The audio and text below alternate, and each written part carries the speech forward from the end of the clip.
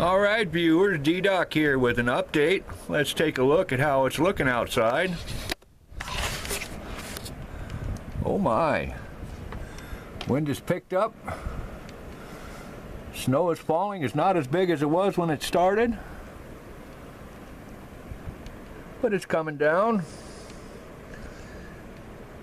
We've got about 2 inches so far. And remember, this is Saturday, February 23rd, 2019, here in central western Iowa. Yes, sirree. The storm is progressing.